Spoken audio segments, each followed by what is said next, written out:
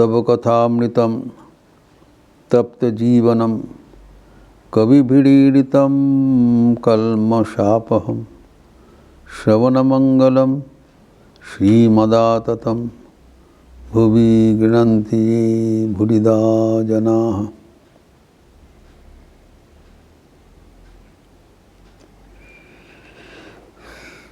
भगवान का नाम गुणगान कितने महत्वपूर्ण है वो हम चर्चा कर रहे थे। श्री रामकृष्ण ने कहा, मास्टर मशाई के प्रश्न, कैसे ईश्वर में मन लगे?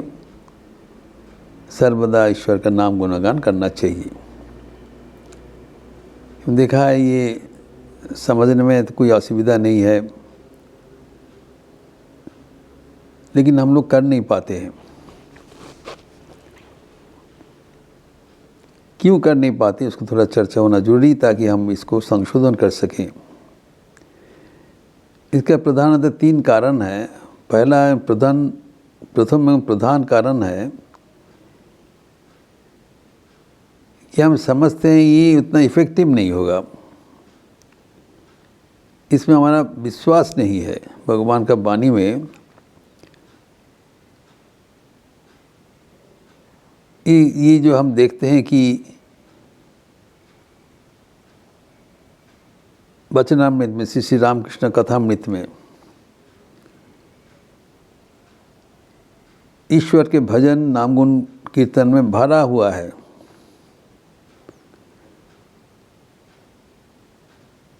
लेकिन हम देखते हैं जब इसको अनुवाद हुआ है, कोई गाना ओमिट कर दिया, अनावश्यक। हम भी जब ये किताब पढ़ते हैं उतना ध्यान से नहीं पढ़ते, मसले से उसको आवृत्ति करना। हम भी व्यक्तिगत रूप से जब वचनामृत पढ़ते थे, कथामृत पढ़ते थे, जहाँ पर संगीत का पोर्शन आता था हम लोग स्किप कर जाते हैं। हम लोग ठाकुर के वाणी के ऊपर ध्यान देते हैं, क्या उपदेश दिया है, उन्हें क्या किया है। इतना जे मल्टीपल सॉन्ग्स ये हम लोग स्किप करके चले जाते हैं। लेकिन हम जब देखते हैं कि भगवान इसी के ऊपर बल दिया है,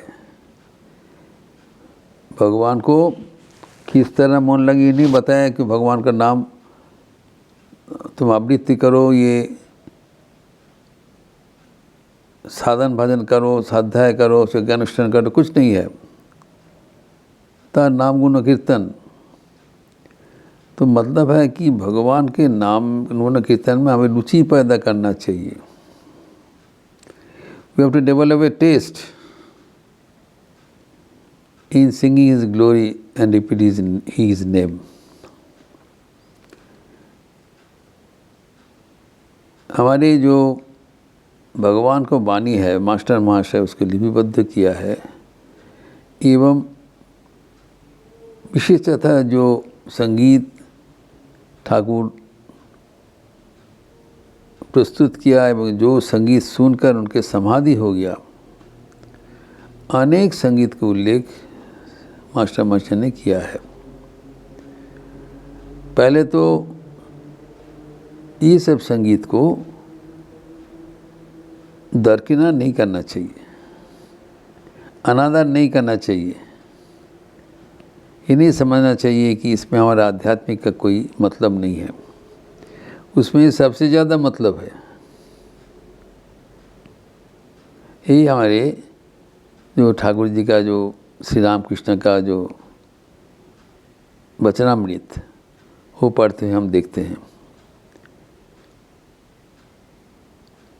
कि वचनामृत का जो पढ़ने का जो शैली है, we have to take the message in totality, not truncated.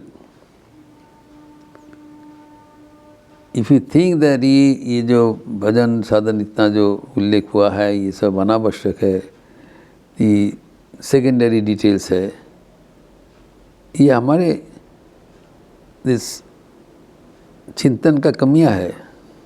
the shortcoming of our own intellect, own mind.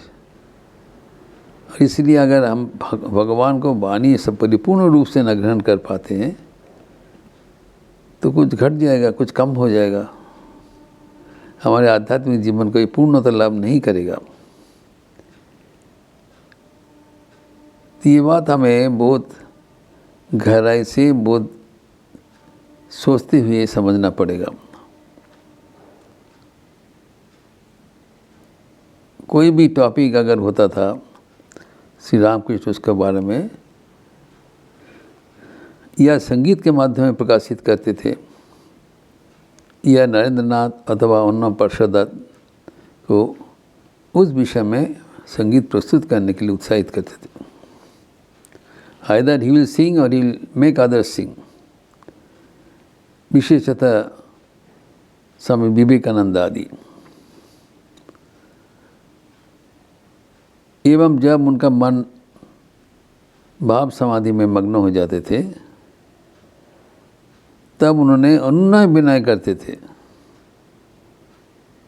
कि इस भाव का एक भजन करो, एक संगीत करो, नहीं तो हम उतर नहीं पाएंगे।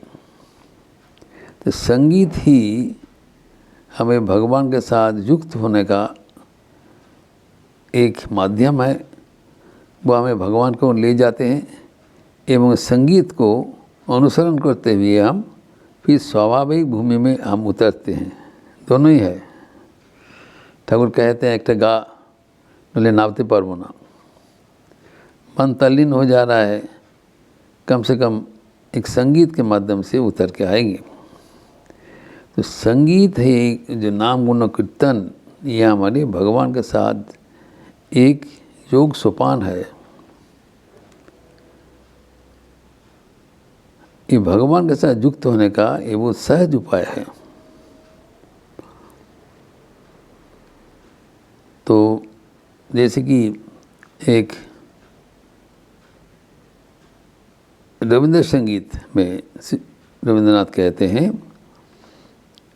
दाड़िए आछो तुमी आमार गानेर ओपारे, हमार सुरगुली पाए चरण हमें पाइने तुम्हारे। तो भगवान के साथ हमारा जो व्यवधान है वो है संगीत। संगीत को पार करने के बाद ही आप विराजमान है।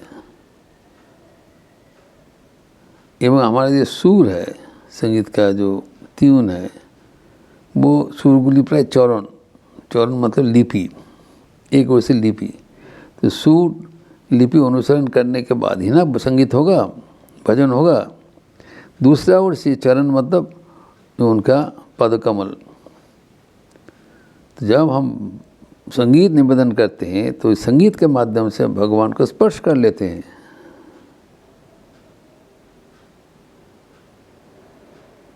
लेकिन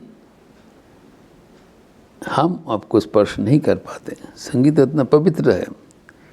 संगीत हमें भगवान के ओर युक्त कर देते हैं। भगवान को स्मरण मनन करते हुए हमारा मन जब शुष्क हो जाता है, ड्राई हो जाता है, मन जब,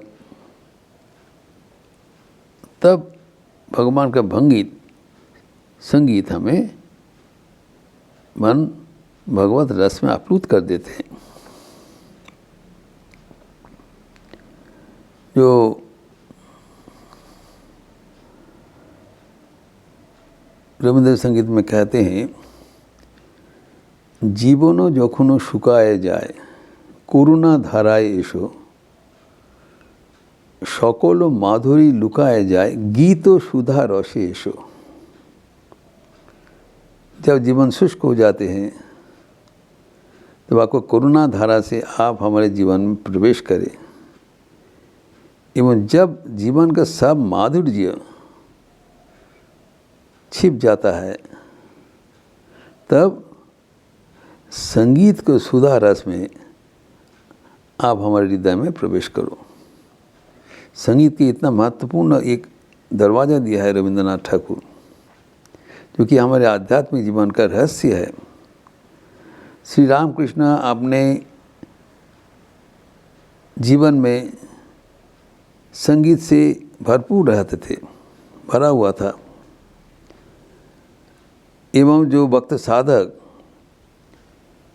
उनके पूर्वसूरी है, उनके गीत संगीत खुद वो प्रस्तुत करते थे। राम प्रसाद साधक, राजा रामकृष्ण, कमलाकांत इत्यादि, इनके संगीत वो स्वयं प्रस्तुत करते थे, भक्तगण को उन प्रोत्साहित करते थे एवं उनके गाना सुनते भी थे।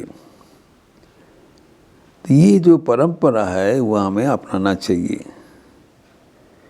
ये जो भगवान श्री रामकृष्ण हमें जो सिखाया अपने जीवन से, बारंबार वचन से, first we have to develop this taste in singing the glories of God, एवं हमारे मानसिकता का बदल होना चाहिए। हमें समझना चाहिए ये कितने महत्वपूर्ण है, जो कि हम अध्ययन करके, चर्चा करके, विशद आलोचना करके, दर्शन करके ये सब जो नहीं कर पाएंगे, सिंपल भजन के माध्यम से हम भगवान पास पहुंच जाएंगे। This is the special message Shri Ramakrishna gives in this modern world.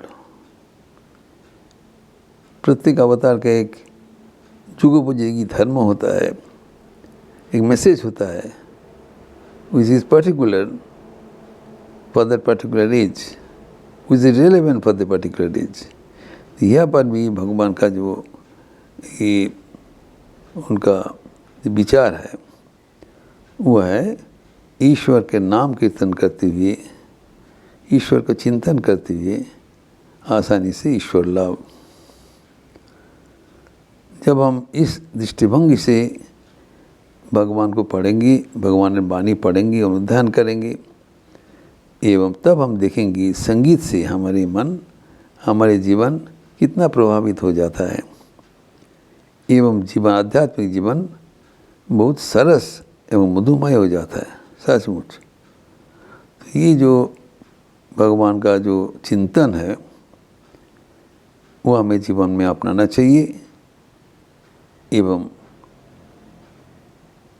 संगीत एवं भजन कीर्तन, नाम संकीर्तन, ये सब में जीवन परिपूर्ण कर लेना चाहिए।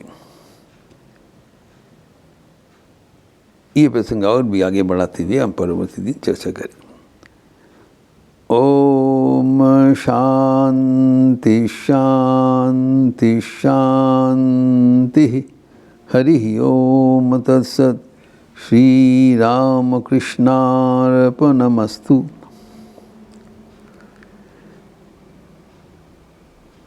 आप लोग अच्छे रहिए, स्वस्थ रहिए, आनंद में रहिए। नमस्कार।